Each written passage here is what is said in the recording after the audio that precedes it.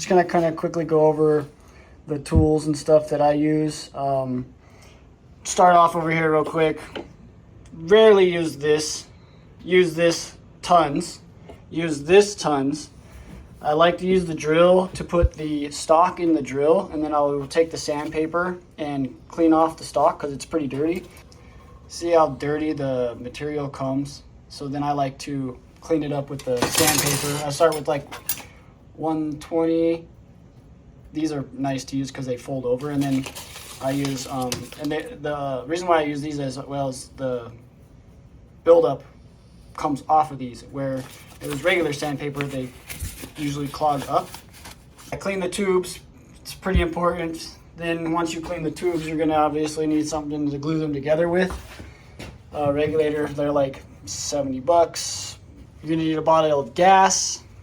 You can rent one or buy one. It's fairly expensive, and then you can get a welder for like 250 bucks. Highly recommend getting the Furic kit.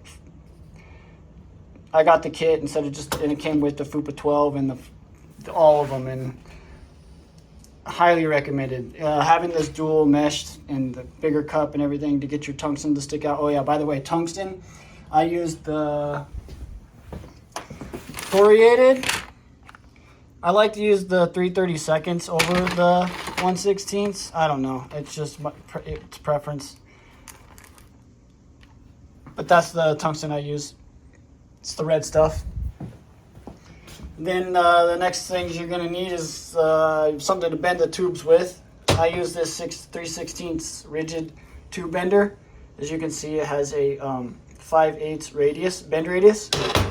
So that's kind of what I try to go off of. Obviously, it's here, there.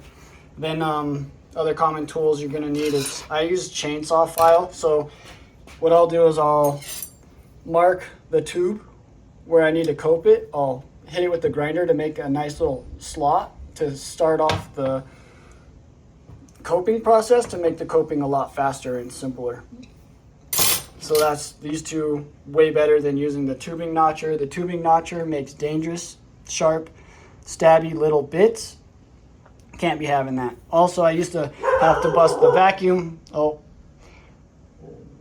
somebody must be up at the front door. I used to have to bust the vacuum out all the time to catch all those bits because they just get everywhere. And I obviously have dogs, and I'd get them just sticking in my body and clothes and everything. And my dogs, I can only imagine the dogs getting them in their body as well, their little feet. And then the other thing you'll ideally need is a 3D printed chassis jig. This is the kalifchassis. These are basically the only templates that I really use. I have the passenger and the driver, and then I just use this one twice, and then you have the passenger and driver full bend. So and then the hood bar. So those are those other ones. All the other straight bars I do on my own. I have the front bumper piece printing right now. I forgot to print that. But the front bumper I'll actually do on my own. I use straight pieces. On the bumper here, I just use straight bars, yada yada, instead of doing the bend. I think it looks a lot better than doing the bend using the straight bars. Anyway, it's a lot more difficult, but then also on some of these, like, I'll add or delete bars depending on what. This one has like no bars, minimal bars. This one has just the crossbar on the side. My original buggy has all the bars. A couple of them I built with just 2, 1, whatever. You can customize it. That's what's cool about this. You can add, delete bars. The main thing is to just give you like a platform to build off of and a way to mount things.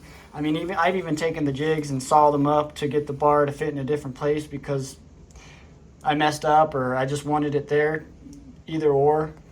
Another thing that's really handy to finish off the tools is obviously the tubing is 3/16 OD, and then it's 035 wall. And I use seamless hydraulic tubing from Stock Car Steel. Another vendor also is DS Pro. He sells really good tube. I actually would prefer to go back to him since Stock Car Steel's prices went up.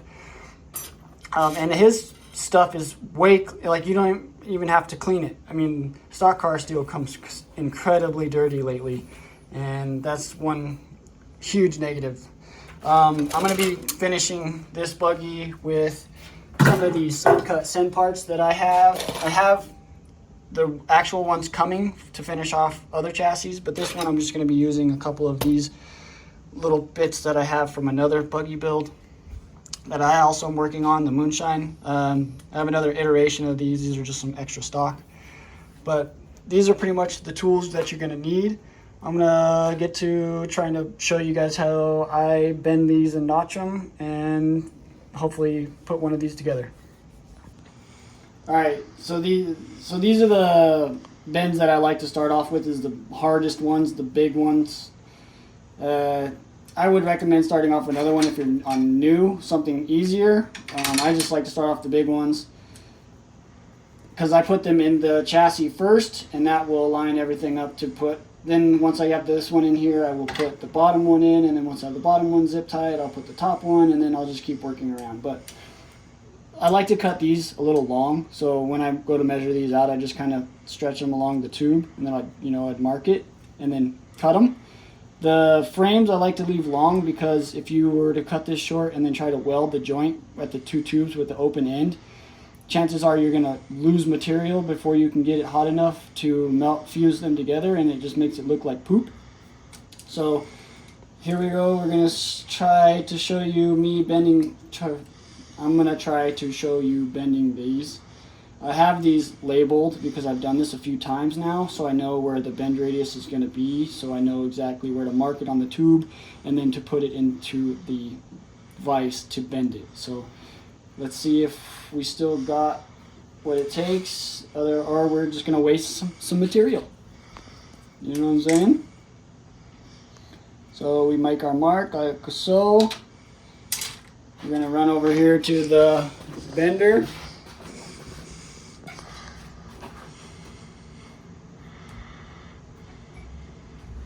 Put a piece of tube in there. Get it lined up to where we know it's going to be bent. I like to hold the piece to the guy and then kind of just eyeball it down. And then once you have your little bend, you can kind of check it with, so that looks about right. Now we got to go for bend number 2, which is the pain in the butt. It's a compound bend. You got to kind of bend it this way and that way at the same time, which is difficult to do in a bender that only bends one way. So I'm going to screw this up because it's on camera. All right.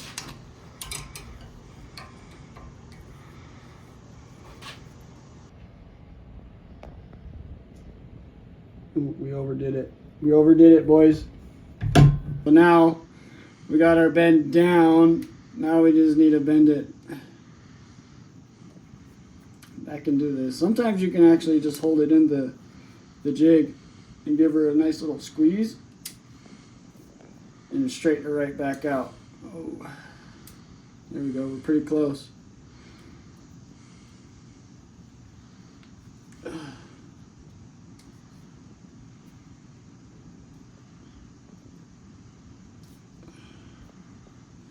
All right, yeah, see, yeah, almost, pretty good, not too bad.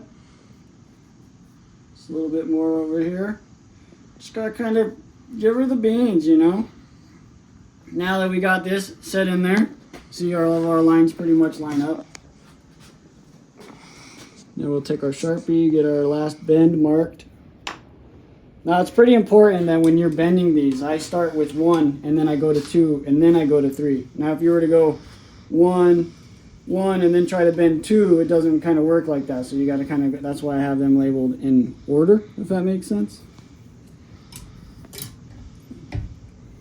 Get this lined up with my marks, put it in the vise, align the jig.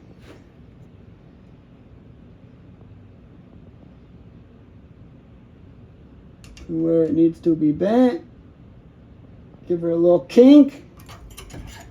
Now let's see if we failed or successed. Let's say we're pretty close. Let's give this a little tweak up here. Little yeah. Little yeah. Oh, a little too much of a yeah. There we go. Everything fits into the jig pretty decently. Now we can take this and place it, boom, inside of our jig. And then grab some zip ties. Oh yeah, that's another thing you're gonna need. Zip ties. And then you can slide the bars back and forth to get them to position. So this, I know that this bar is gonna wanna meet that bend right there. So I'm just gonna roughly put it in there, and then that's done. Then you just copy and paste for the second thing. I'll come back when I have those two bent. All right, we got the P door bend. We got it roughly to length. So again, we got our marks. I'm gonna start with one. Make sure that we have just enough on each side for the copage. Get our Sharpie. Run over here to the vise. Put it in our marks. And go! Yeah, dude, I'm telling you, this has to be chromoly. This stuff bends way harder. Way harder. This is chromoly for sure. Looks like we overbent it just a little bit, but that's okay. We got our jig to straighten us back out. Maybe, dude, this chromoly. Huh? It's stiff, boy. Okay. We got our bend in there. Now we're gonna go for number 2.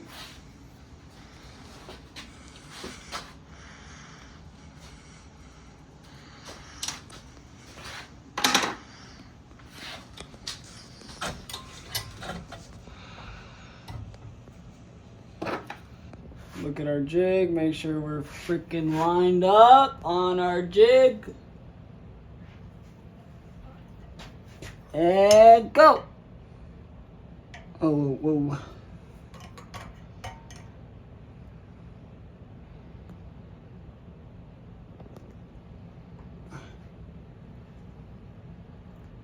It's hard to show you guys and film this and not be in the way. You know what I'm saying? Chromoly don't like to play around. Yeah, we gotta go more. More. A little more.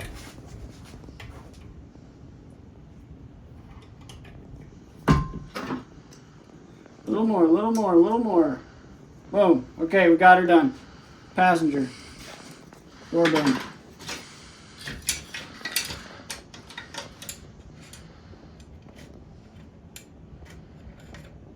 Perfect. And then I guess I could show you coping these real quick.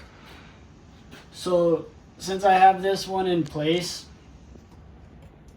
I would complete all your bars before you start coping, to be honest.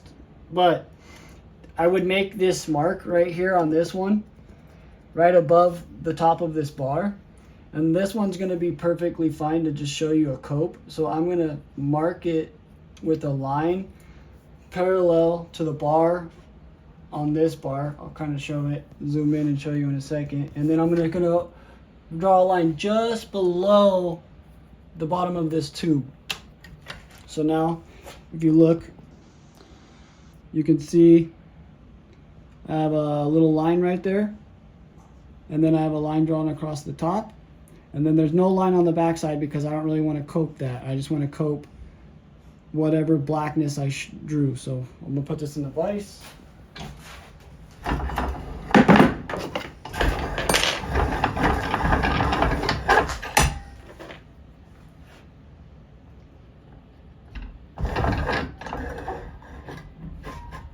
Alright, we see our black line.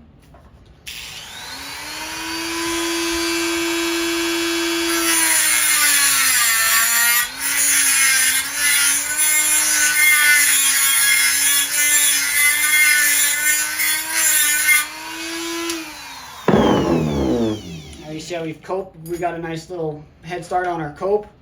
So then we'll take the chainsaw file, run that down. Now, if you did this right, you should get the cope. If you look on here, the cope should match up almost perfectly with the tube.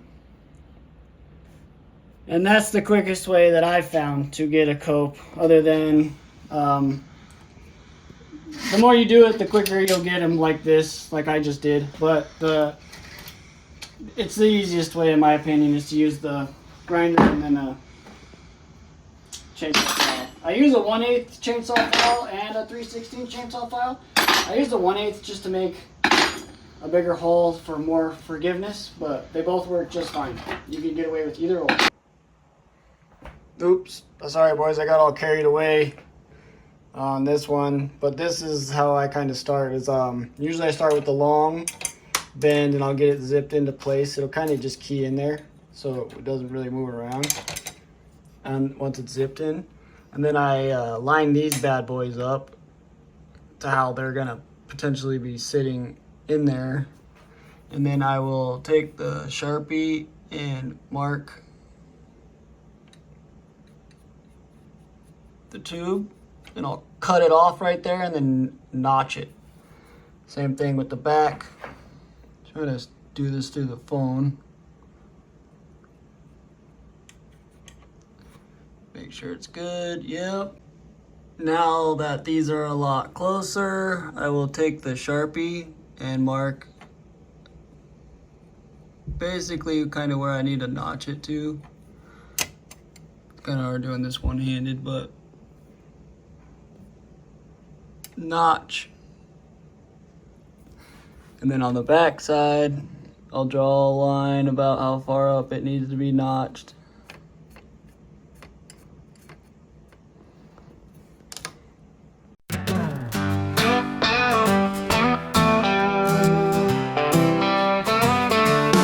Out in the barn with my welder spark, shaping steel into a tiny work of art. Coping tubes spinning round the vise, miniature buggies, nights underneath the lights. Driving stakes, setting gates in the dirt, run them through, watch them smoothly skirt. Printed jigs, each piece starts to align, welding them together on a small assembly line. Bending tubes under the bright workshop glow, through these tiny gates our dreams start to flow. Pounding hearts in miniature, we believe, building little buggies that our souls can grieve.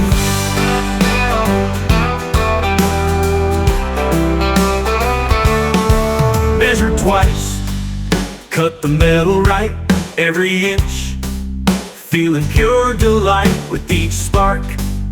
There's a story to tell in these little creations where our hearts dwell. Printer hums, forming jigs with care, pieces fall together, a moment so rare. From the smallest bolt to the longest rod, every step in the process, a gift from God. Bending tubes under the bright workshop glow, through these tiny gates our dreams start to flow. Pounding hearts in miniature, we believe, building little buggies that our souls can grieve.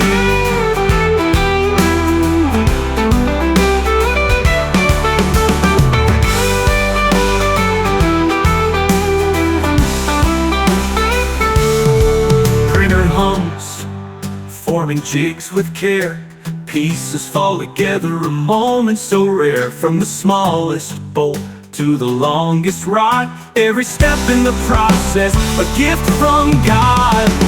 Bending tubes under the bright workshop glow, through these tiny gates our dreams start to flow. Pounding hearts in miniature, we believe, building little buggies that our souls can grieve.